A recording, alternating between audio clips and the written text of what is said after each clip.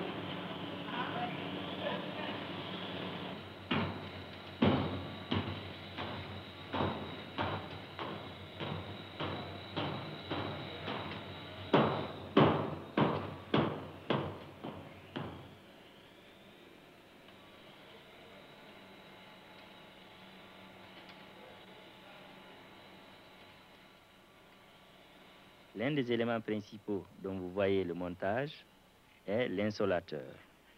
C'est celui-ci qui absorbe l'énergie solaire pour la transmettre à l'eau circulant naturellement par thermosiphon dans les tubulures le parcourant. Cet élément, qui a un rendement de l'ordre de 45%, est essentiel pour la réalisation d'installations utilisant le rayonnement solaire comme source d'énergie. Et son prix de revient a pu être baissé à moins de 150 $ le mètre carré.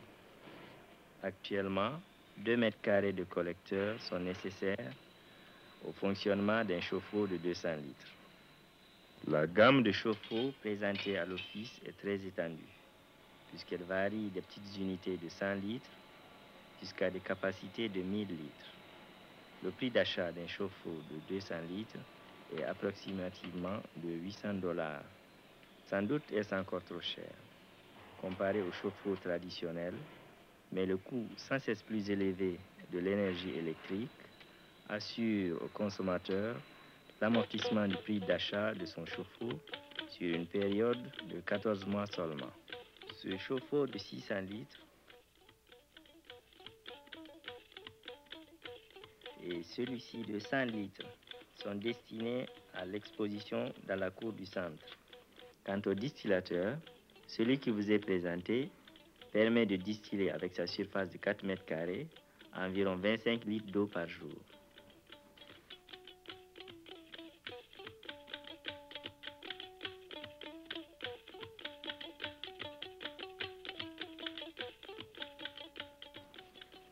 Cette cuisinière, dont le prix de vente est d'environ 40 $, permet de cuire 3 à 4 kg de riz en l'espace d'une heure.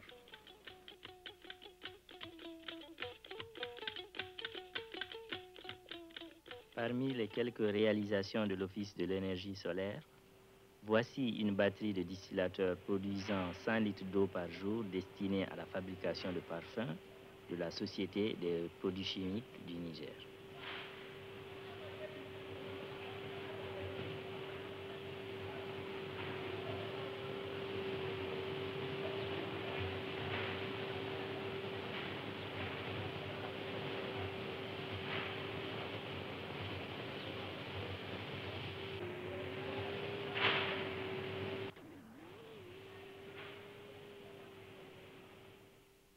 Quant aux chauffe-eau, ils ont leur place dans les cuisines de ce lycée.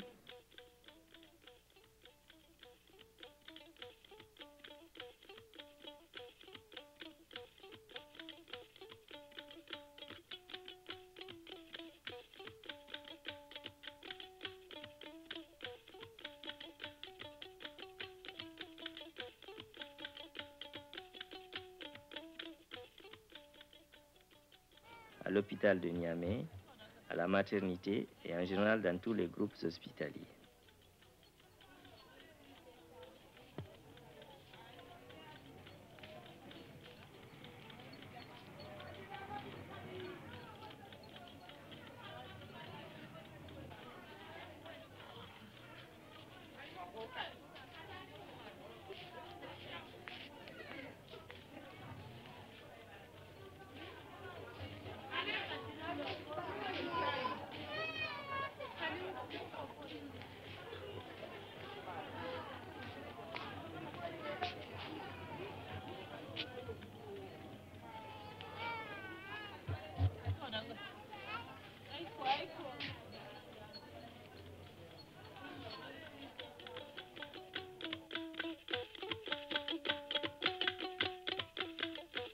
Dans les hôtels, ici sur la cuisine du Grand Hôtel du Niger.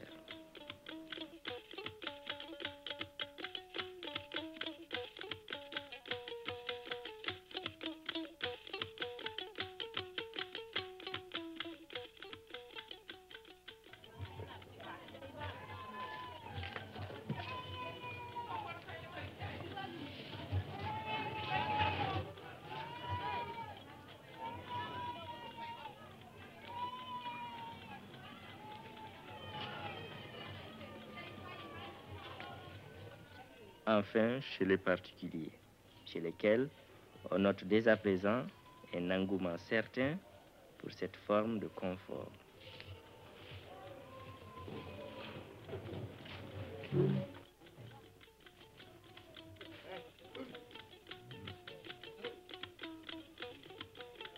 Au Musée national du Niger sont exposés depuis plusieurs années un chauffe-eau et une cuisinière.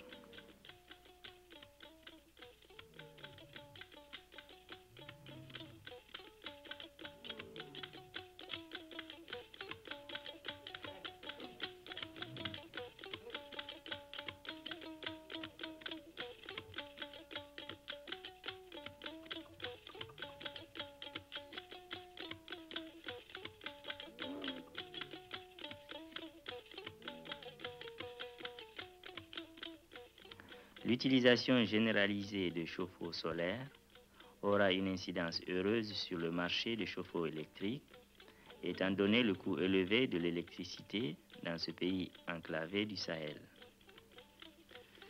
Une autre application de l'énergie rayonnée à partir du soleil est le pompage solaire. Le centre de Niamey s'y intéresse depuis 1969. Cette année-là, un prototype, la pompe solaire à insolateur plan Masson-Girardier, du nom des inventeurs, a été installé et expérimenté dans un village proche de la capitale nigérienne.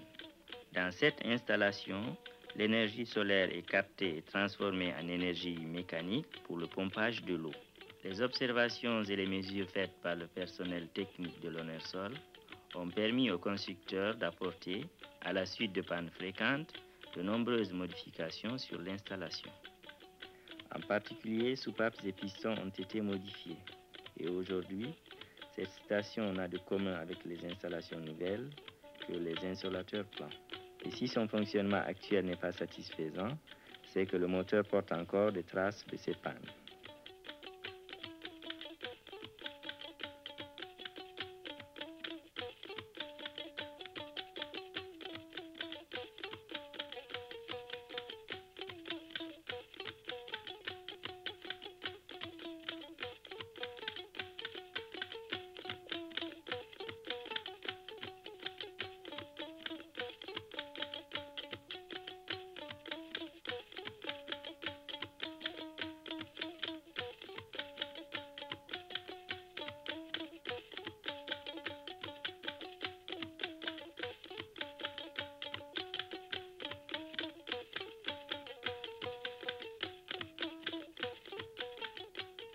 La simple ouverture d'une vanne permet le lancement du moteur. L'eau chaude provenant des 60 mètres carrés d'insolateur à une température de 70 degrés Celsius cède sa chaleur à un fluide organique, ici du butane, qui se vaporise. Il se détend sur les pistons des moteurs. La vapeur sortant du moteur est refroidie dans un condenseur dans lequel l'eau pompée transite avant de passer à l'utilisation. Le gaz liquéfié est réinjecté dans le bouilleur où il se revaporise. Une petite pompe de réinjection couplée au moteur assure le recyclage du fluide. Le moteur est d'autre part couplé à une pompe hydraulique qui permet de pomper l'eau du puits. La puissance utile de ce moteur est de l'ordre d'un tiers de cheval. Son débit horaire varie entre 6 et 7 mètres cubes, soit 30 à 35 mètres cubes d'eau par jour pour une hauteur manométrique de refoulement de 12 à 18 mètres. Le prix de revient d'une telle installation est de l'ordre de 40 000 $, ce qui n'a pas favorisé son développement. Toutefois, sa fiabilité actuelle est réelle car le moteur ne tourne qu'à environ 400 tours minute. Il est auto-lubrifié et l'installation en circuit fermé ne nécessite aucun entretien. Les problèmes liés à la sécheresse, à la reconstitution du cheptel, au développement en milieu rural et pastoral, ainsi que ceux inhérents au transport de carburant dans des régions reculées, trouveraient là peut-être une solution.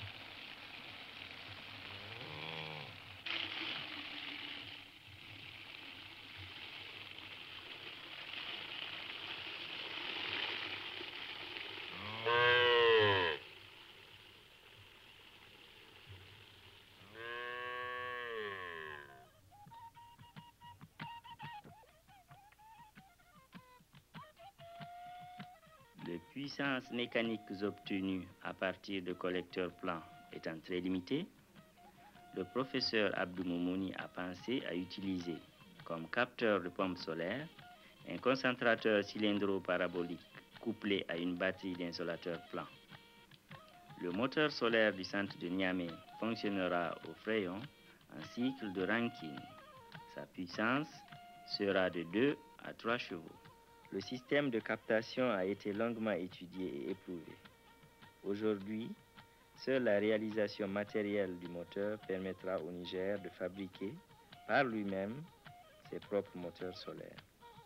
Sans relâche et malgré les embûches, les mesures se poursuivent en vue de mettre au point pour 1976, outre le moteur solaire à Fréon, un four à briques de 40 kW, une maison verte pour la culture de serre, un système de climatisation solaire et enfin de multiplier l'utilisation de photopiles pour la télévision et les télécommunications. D'ores et déjà, le chemin parcouru permet d'envisager les projets les plus audacieux en matière d'énergie solaire et aujourd'hui le Niger replante des arbres en sachant qu'il n'aura plus à les brûler.